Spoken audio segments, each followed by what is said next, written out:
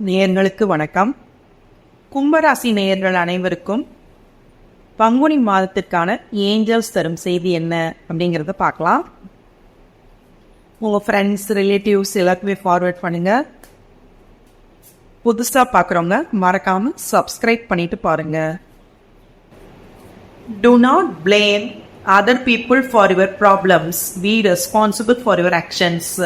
கும்பராசி நேயர்களுக்கு என்ன சொல்கிறாங்க ஏஞ்சல்ஸ் அப்படின்னா, do not blame other people.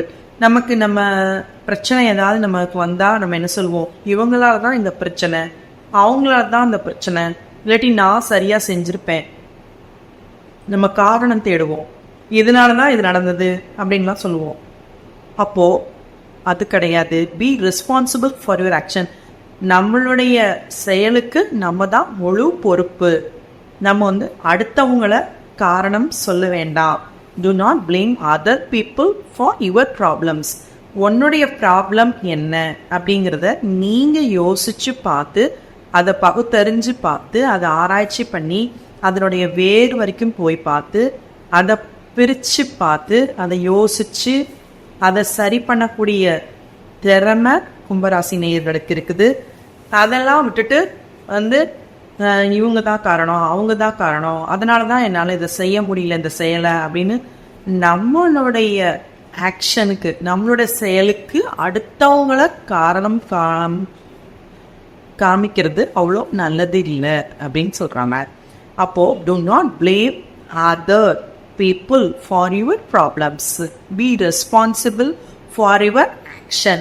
நம்மளே நம்மளுடைய ப்ராப்ளம்க்கு தீர்வு என்ன அப்படின்னு கண்டுபிடிக்கணும்.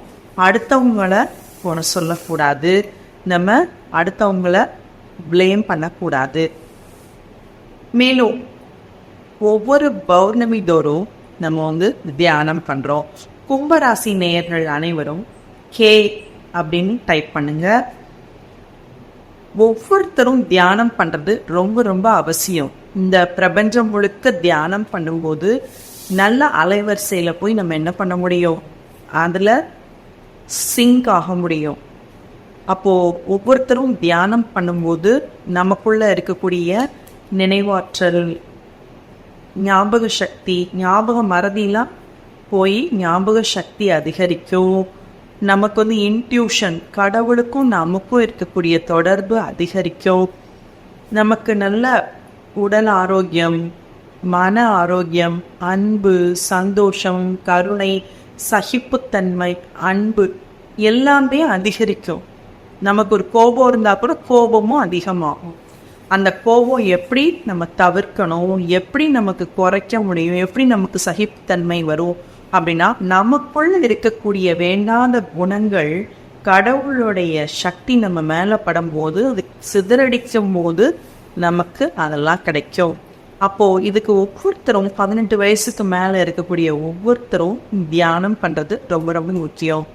தியானம் பண்ணுவதன் மூலமாக நம்ம நம்மளுடைய ஆற்றலை, ஒவ்வொருத்தரும் நமக்குள்ளே இருக்கக்கூடிய அன்பு, அறிவு, ஞாபக சக்தி, இவை அனைத்தையும் என்ன செய்ய முடியும், அதிகரிக்க முடியும். நம்மளால் ஈஸியாக வெற்றி, வளமை இது எல்லாத்தையுமே ஈர்க்க முடியும்.